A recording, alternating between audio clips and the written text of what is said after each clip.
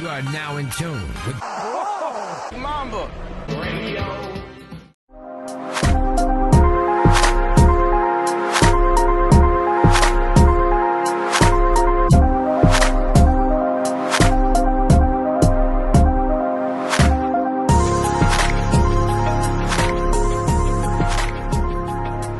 Alright, what up, everybody? Thank you for tuning in to Brown Mamba Radio. For those out there who don't know, my name is Jackson, and happy Wednesday. Happy Wednesday to all you guys out there. I know it's not the usual Monday coming at you, but, it's Wednesday, it's okay, it's middle of the week, still gonna get after it, and, like I said, things happen. Like I said, it's okay to change things up every now and then, but, hey, I'm here, you know how the rest of it goes, but yeah. So let's still get after it. It's going to be a Wednesday edition of what happened this weekend because, it's, still got to go over what happened, And, but before I get to it, I was at SmackDown last night. So hopefully, if you were there as well, you had a good time just like I did. And even despite it being, actually a pretty damn good show, not much happened. Not much happened. I guess it's because they're still trying to build storylines for Fastlane. I guess one thing that happened, what a big surprise. Large match Jonathan inserted himself into the main event of SmackDown and beat AJ Styles clean so that he's now in the championship match at Fastlane. Now it's a six-pack challenge between all them boys. There's so many, let me see if I can get it. AJ Styles, John Cena, Baron Corbin, Kevin Owens, Sami Zayn, and I'm missing the sixth guy. Oh, Dolph Ziggler. So there's a six-pack challenge now, but not much else built from there. Like I said, it was a very fun show. Very entertaining show. But I guess next week's going to be more of the take-home show. You'll figure out what all the matches are. But yeah. Just again, I've said this on older episodes before, but please, if you are a new wrestling fan, if you are a skeptical wrestling fan, or if you are a dork like me and you have even a significant other, someone that you're taking, that you want to take on a date, and just looking for a fun thing to do with someone. Please, like I said, I highly recommend going to a live event.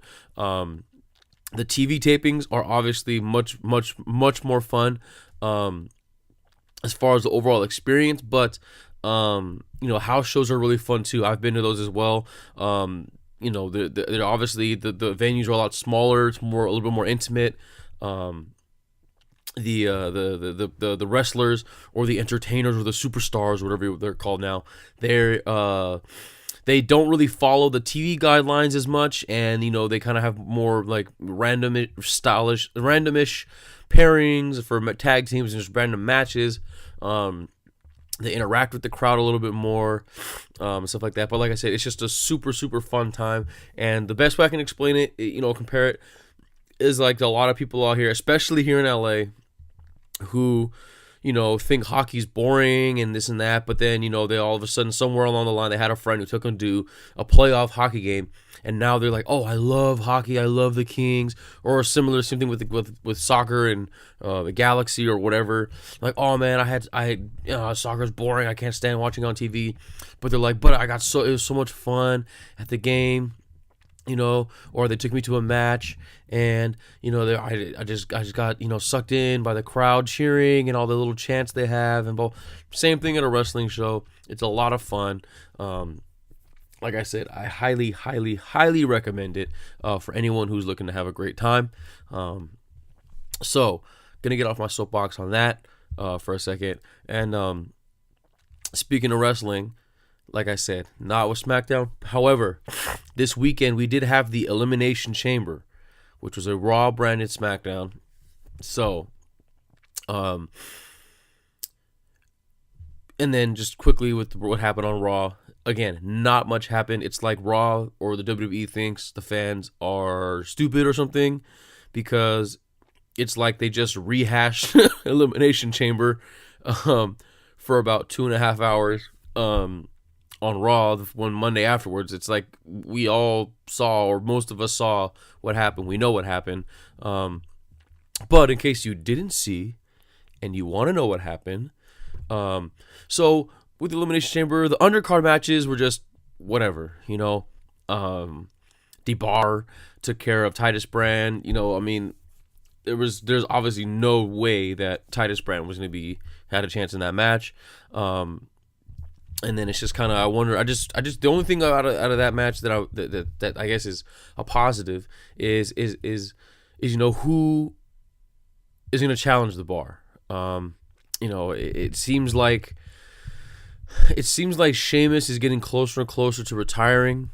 He looks like he's just really, really, you hear he has a bunch of medical issues, and it's like, how much time does he have left? As far as in the ring, not in his life in the ring.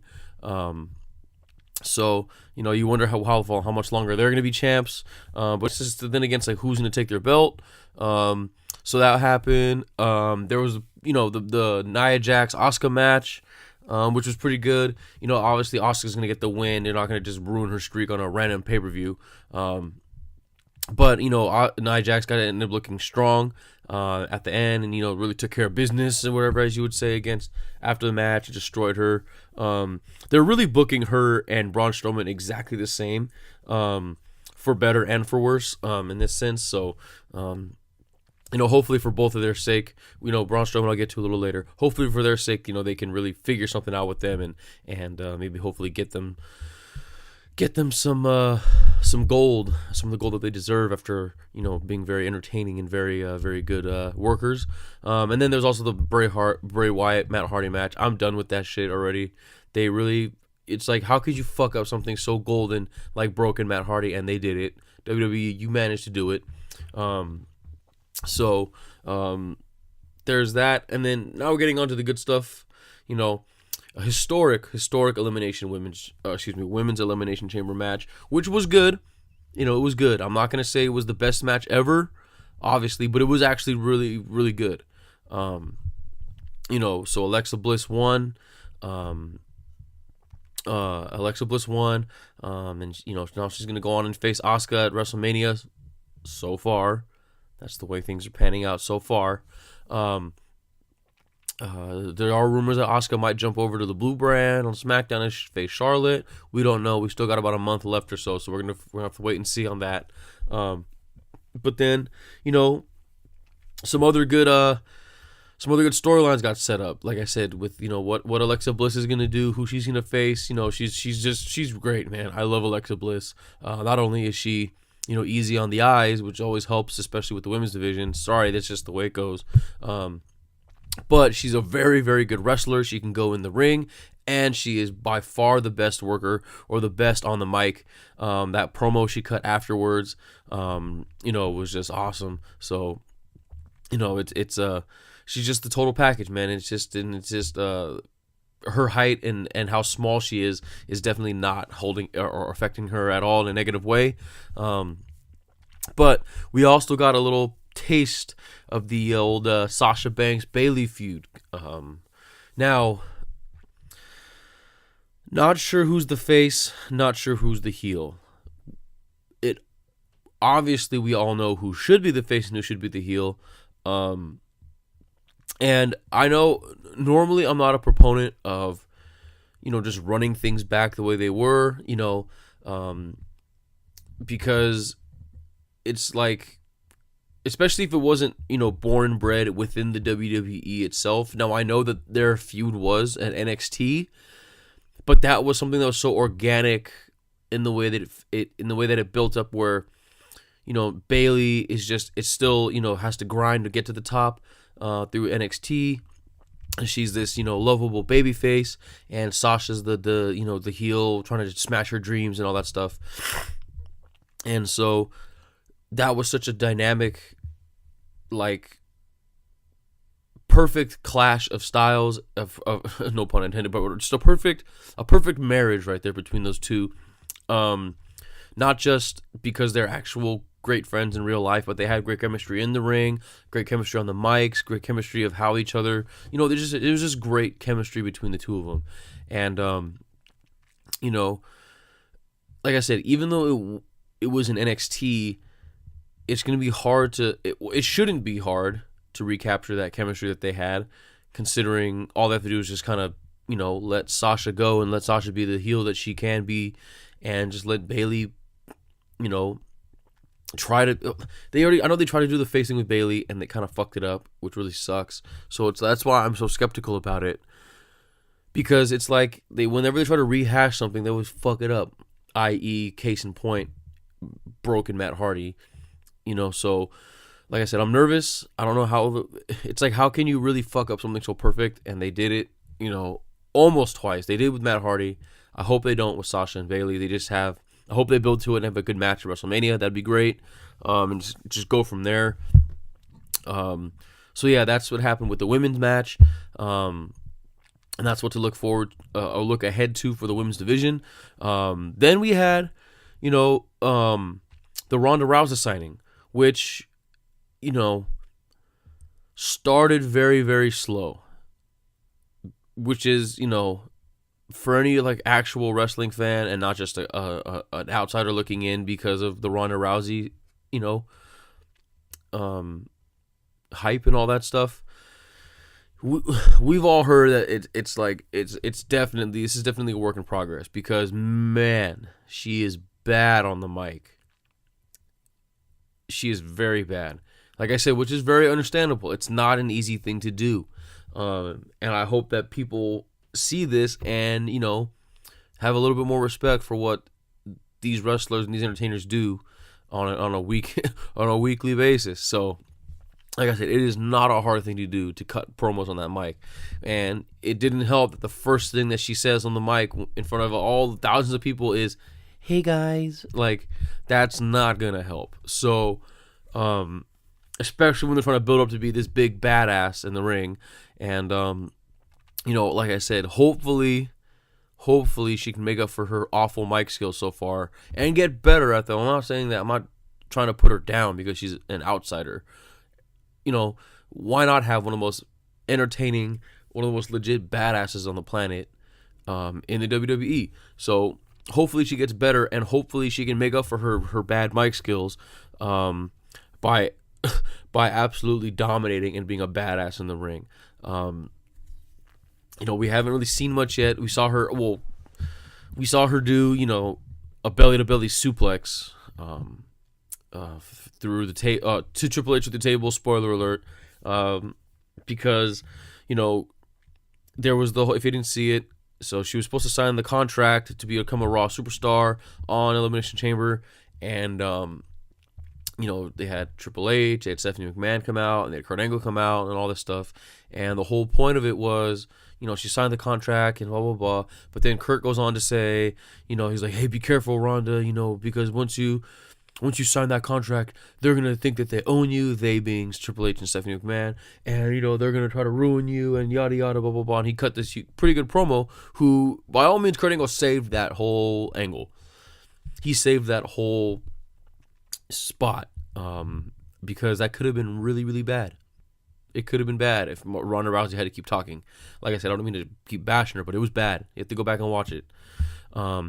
So, it's just a strong performance by Kurt Angle to set that all up. And then, she got, Triple H got mad at Kurt Angle, tried to escort her out, and it really got Ronda Rousey all mad, and Stephanie got in her face, Triple H got in her face, and then she ended up just suplexing Triple H through the table. And then it was, like I said, it was cool. It was all good. So yeah, like I said, now we have the groundwork set up for, I think it's going to be Kurt Angle and Ronda Rousey versus Triple H and Stephanie McMahon at WrestleMania.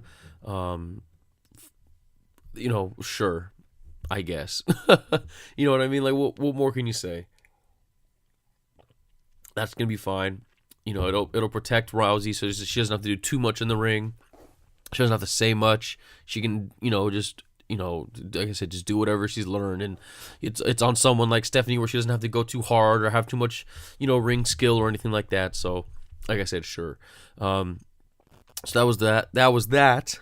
And then we also had the men's chamber match, which was, again, by all means, a good match.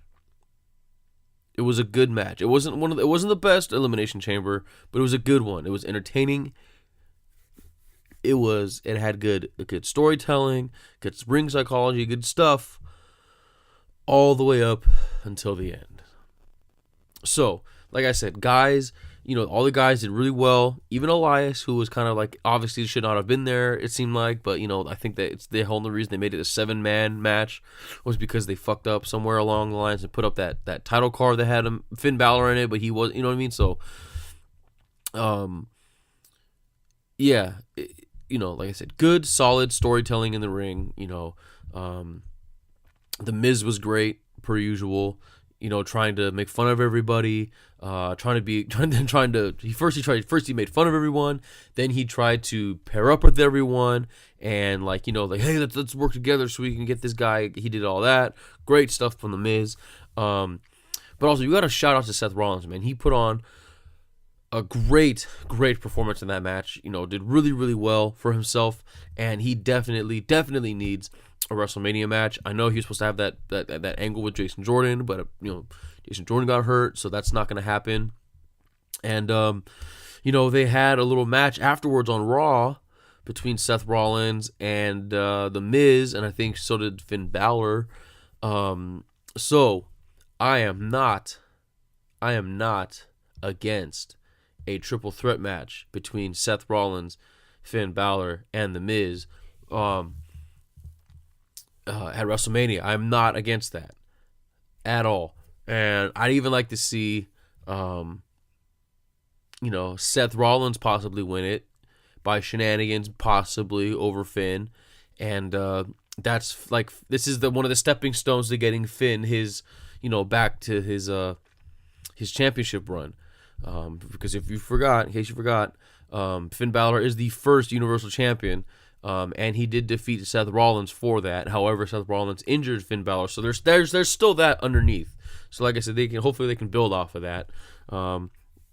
Initially, with that within the match, there were no WrestleMania plans for Big Match John, but we all saw Big Match John do what Big Match John does, and so now he's got some kind of a path so far to WrestleMania, because apparently he can just go wherever he wants, and so he's on SmackDown now.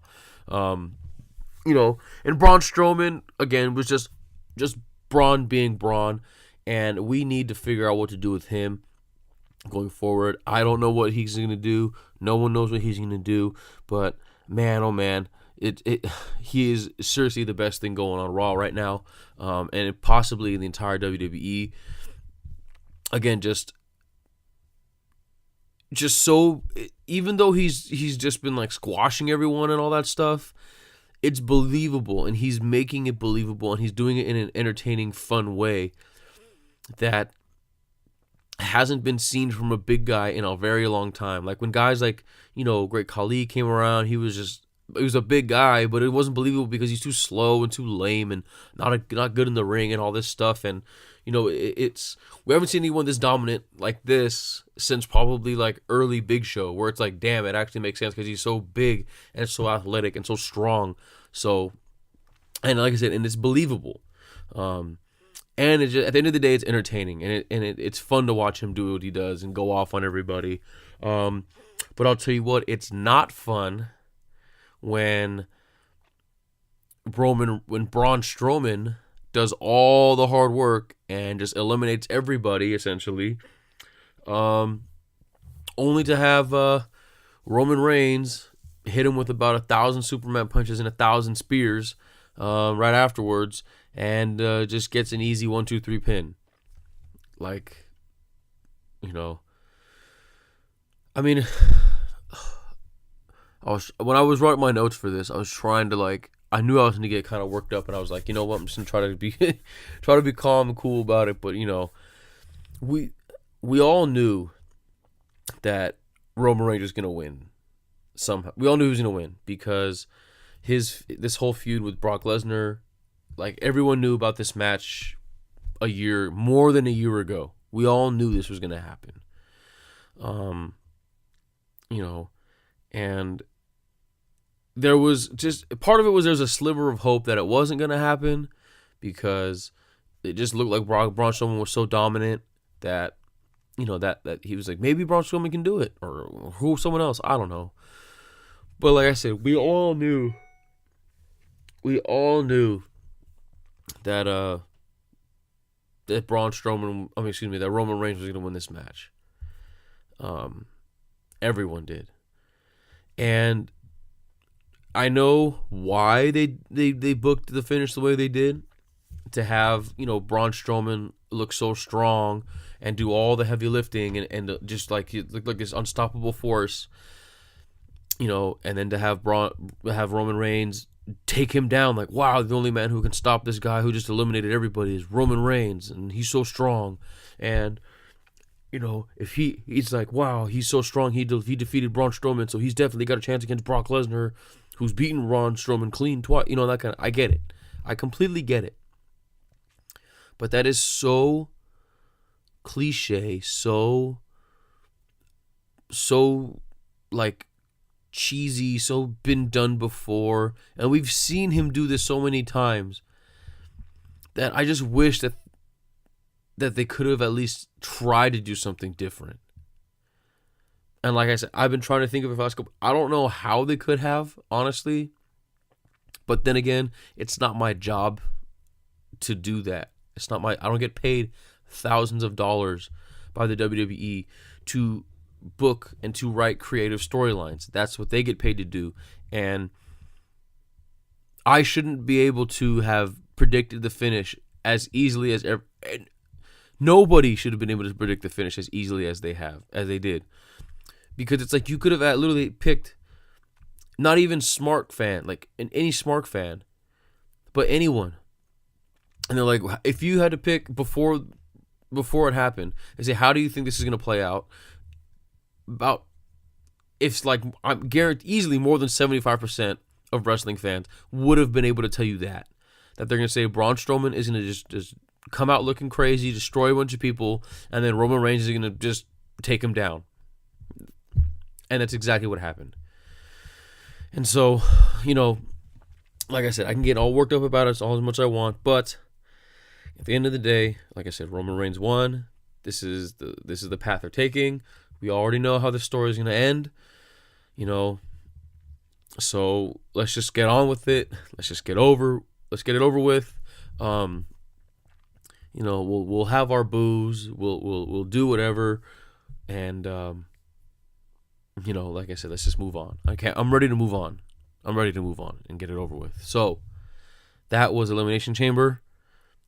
And that is the state of where wrestling is so far. There's a lot of rumors going around about some WrestleMania matches and stuff, but like I said, they're just rumors. I don't know much. Like I said, if you know, this isn't a TMZ type, you know, show unless it has to be. But like I said, I'm not gonna break any other news, you know, talking about anything else with wrestling. So, you know, like I said, we're gonna have to wait to see what's going on with that. But at SmackDown last night, I will say that they teased that or they didn't tease, it's gonna happen. So Survivor Series is gonna be at Staples Center again. I believe it's the weekend of November 18th. So it'll be the third weekend of November, end of the month or end of the year. And they are doing 4 straight shows at Staples Center. And I am very, very, very, very tempted to go to all 4 of them. They're gonna have NXT TakeOver on Saturday, the Survivor Series pay-per-view itself on Sunday, and then Raw and SmackDown respectively on the following Monday and Tuesday. Like I said, I am very, very, very tempted to go to all 4 of them, especially since it is a dual-branded pay-per-view. Like I said, look for those tickets to go on sale. And like I said, just prepping all you guys. So it's going to be a busy weekend that weekend. Because not only, you know, obviously the WWE stuff's going to be going on, but look for maybe PWG to do something. Look for, you know, maybe Ring of Honor to do something.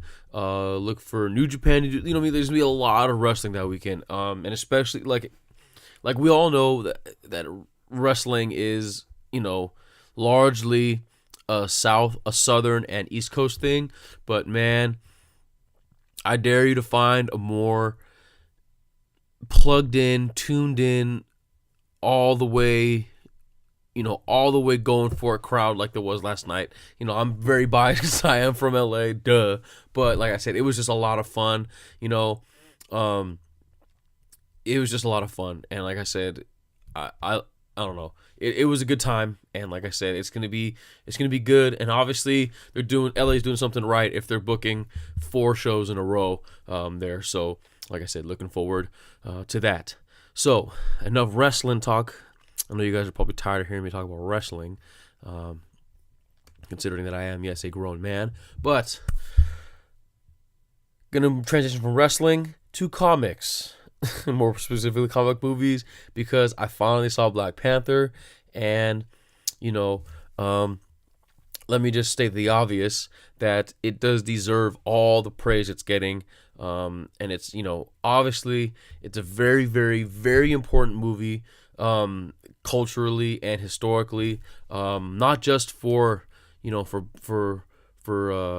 Black people and African American culture as a whole, or African culture, but for just like I said, just history in general. It's doing, not only is it being critically accepted, it is being like I said, movie critics who probably don't know anything about graphic novels or comics really like it.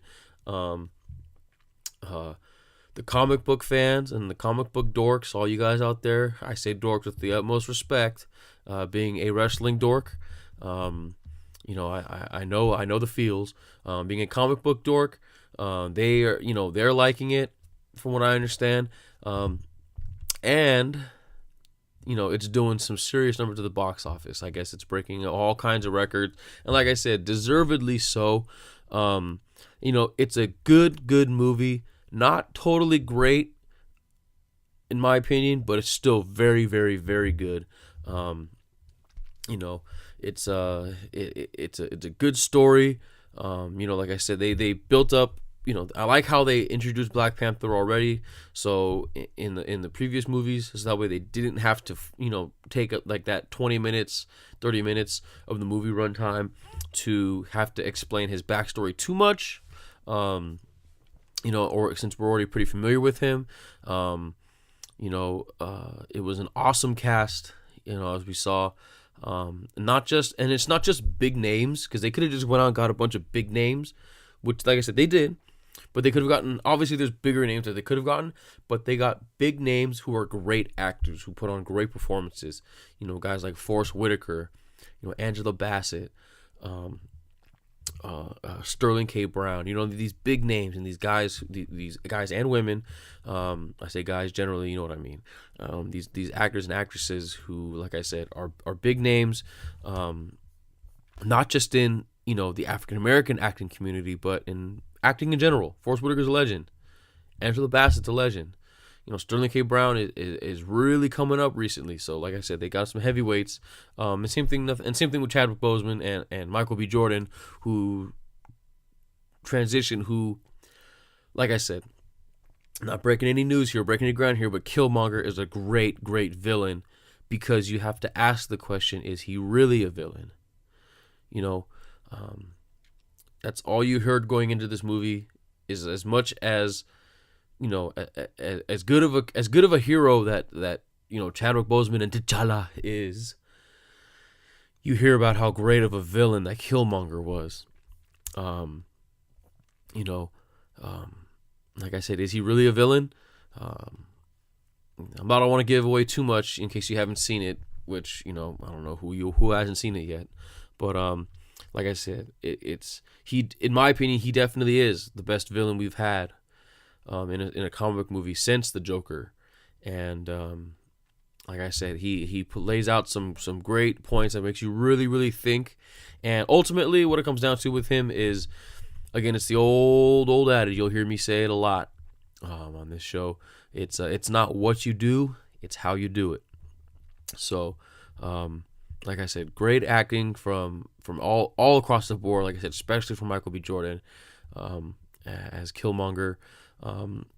And for me personally, I really, really loved all the little things and the nuances that they put in there.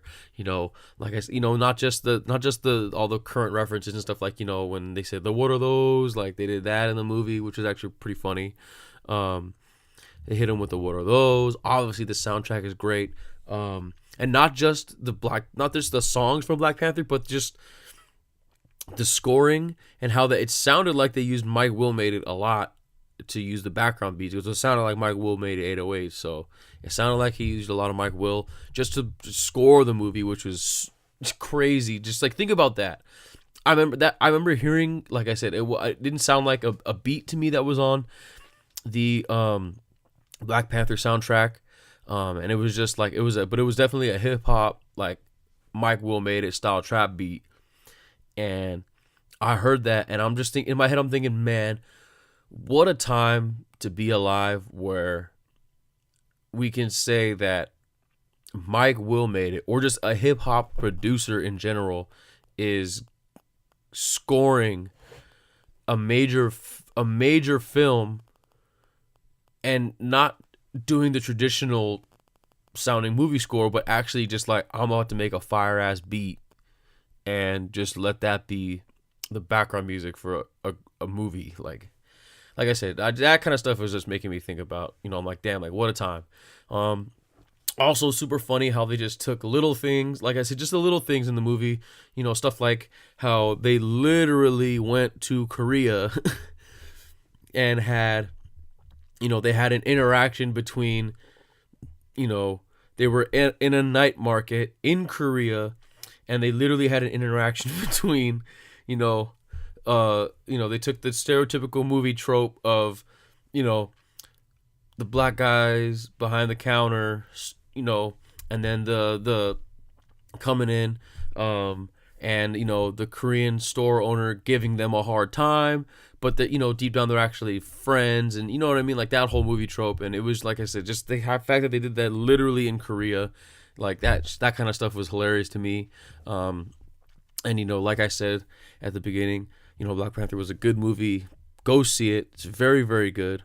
And it deserves all the praise it's getting. And like I said, I can't wait for what's next with it. I'm not sure 100% what they're going to do with it. I got to get myself caught up on all the Marvel stuff at the end as well. Also, based on, the little end of the movie trailer spoiler thing that they do. So like I said, I got to get caught up on my Marvel movie stuff. So yeah, I'm gonna try to get out of here pretty soon. So gonna just go into some sports stuff real quick. Quickly. The MLB is back. Technically, it's back. They got spring training going. So it's good to see baseball back. For all of you, those of you out there who don't know or remember, baseball is one of my first loves. I've been playing baseball since I was like 4 years old. I love baseball so much. And like I said, it's good to have it back. Might have to go out to Arizona, catch some spring training games. Not only do I want to go out to Arizona to watch the games, there's a lot of good food out there I want to eat. Shout out to Chris Bianco. I'm coming for you, dog. Pause. I need to get some of that pizza. So, like I said, that's probably coming down in the future. And also, just quickly, if anyone out there needs someone else for their fantasy baseball league, hit me up. I'm getting back into fantasy baseball this year. I played it a while ago. Wasn't too much of a fan. It was pretty tough. But part of it was because I had a bunch of other stuff going on at the time. So, like I said, it's like the last thing on my mind was like, damn, I got to set my lineup kind of thing. So, like I said, yeah, I'm getting back in fantasy baseball. Hit me up if you need one more. Hit me up on Twitter at JXCKXSNNN. Hit me up. Instagram at JXCKSXNNN. The ats are all down below and all that stuff. So hit me up. So yeah, baseball and obviously full swing with basketball. Quickly going to go over how our LA teams did. Lakers on a 3-game win streak. Who would have thought? It definitely helps that they're playing, pretty easy schedule. so far. They had with some wins over the Mavs, the Kings, and the Hawks. They got the Heat up next, which is gonna be a tough win. So, like I said, hopefully they can keep it going. And then, like I said, they're definitely right on track for how I think. Oh, almost knocked my mic over. They're right on track for how I think they should finish the season. Like I said, they're not gonna make any. They shouldn't really make any noise in the playoffs or anything like that. So like I said, just as long as they stay entertaining for the rest of the season, and Lonzo and Isaiah Thomas are looking pretty good so far, pairing together. And like I said, just as long as they stay on course, to stay entertaining while potentially staying in the lottery. Like I said, I'm cool with that. And like I said, can't complain anything about the Lakers right now. With the Clippers, they're on a little. Is it a win streak themselves? Let me see. Let me refresh it. I think, as I know that they won last night. Yeah, they can't. It was actually, honestly, that was a good win. A comeback win the whole time. Like I said, I was at SmackDown getting the updates. They were down the whole game and had a comeback victory led by the legend himself, Boban. A shout out to fucking Boban, finally making his presence be known here in LA. And if you are if you are a basketball fan, or you are a Clipper fan, and you are unfamiliar with Boban Marjanovic, just look up the Reddit thread Boban holding things, and you can thank me later, because Boban is a 7 foot. Let me see, how tall is Boban? Boban is 7'3".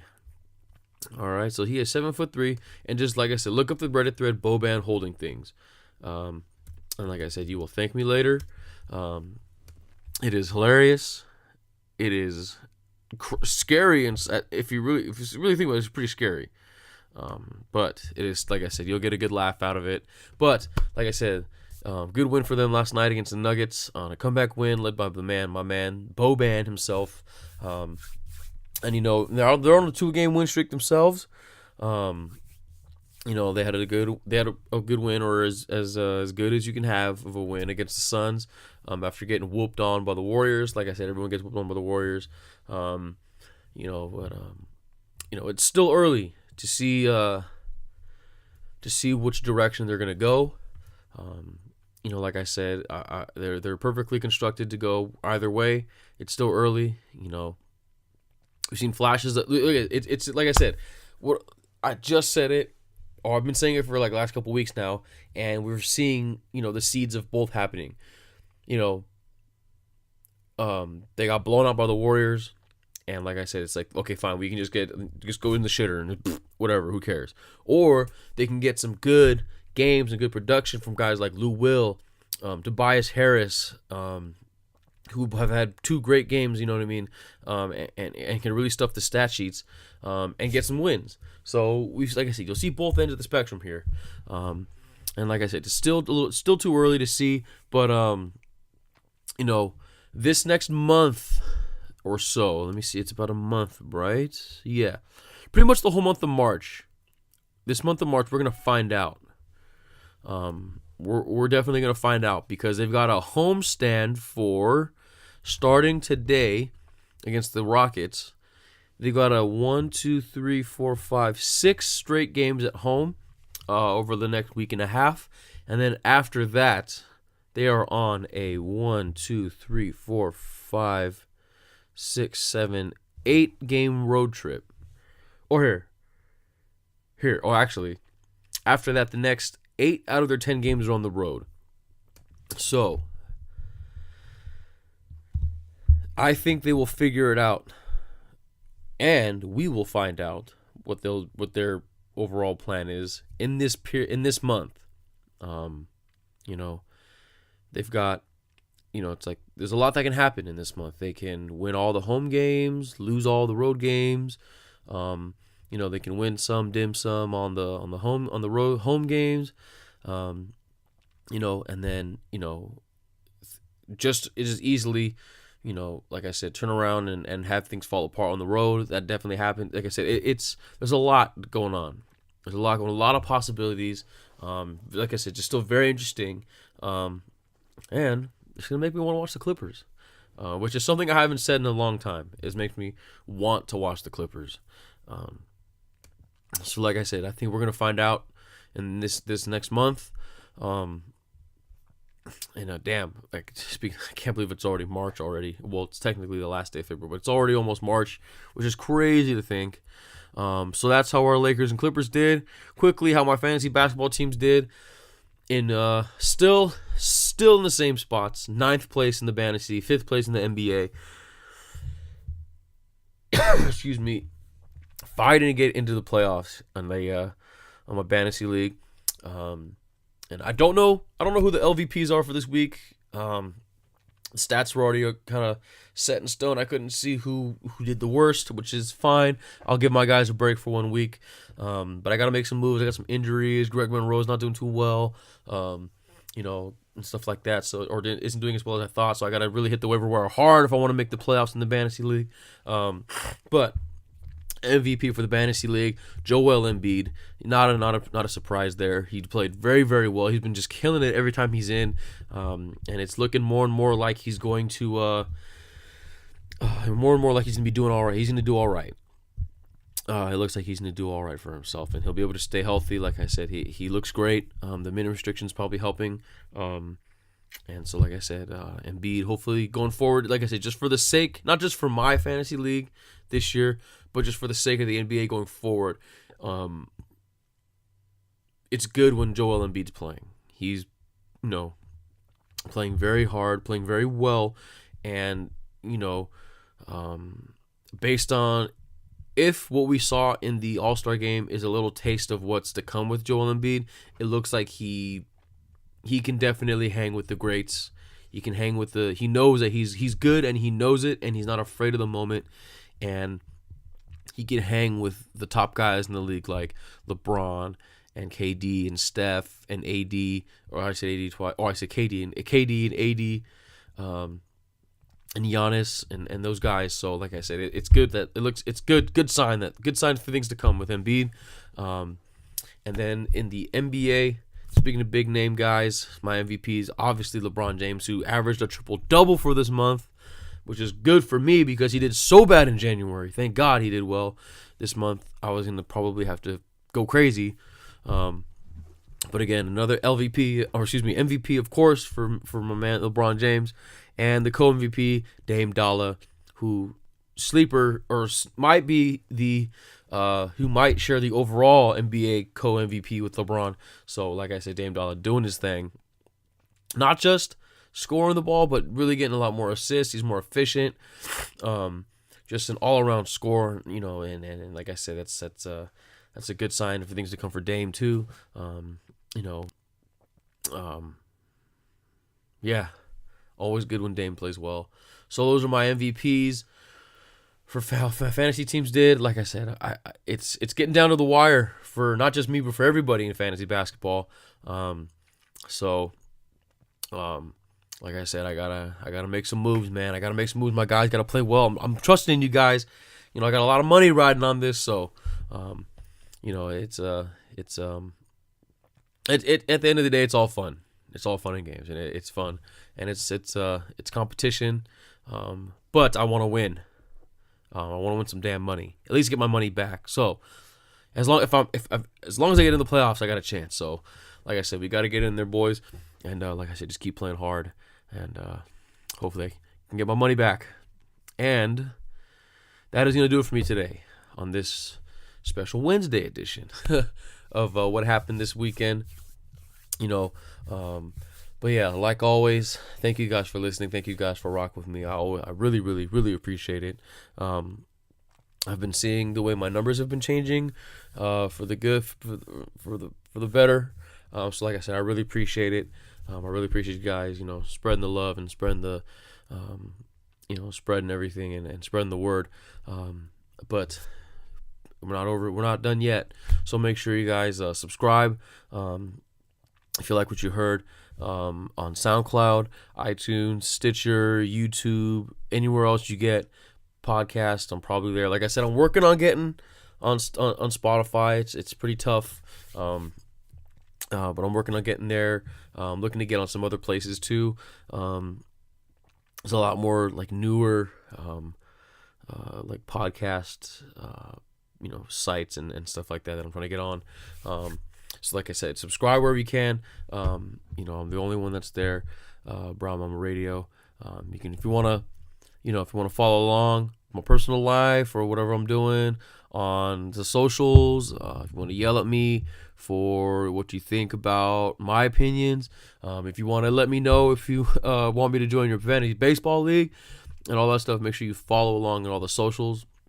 I'm the only at Brown Mama Radio on Instagram. Look up at JXCKSXNNN with 3 N's. Everywhere else, that's for my personal stuff. And like always, everything is available on brownmama.us.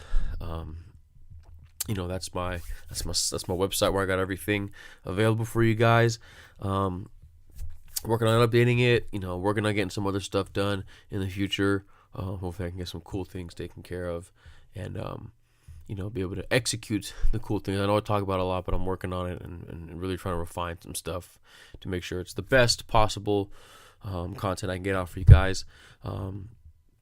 So yeah, again, thank you.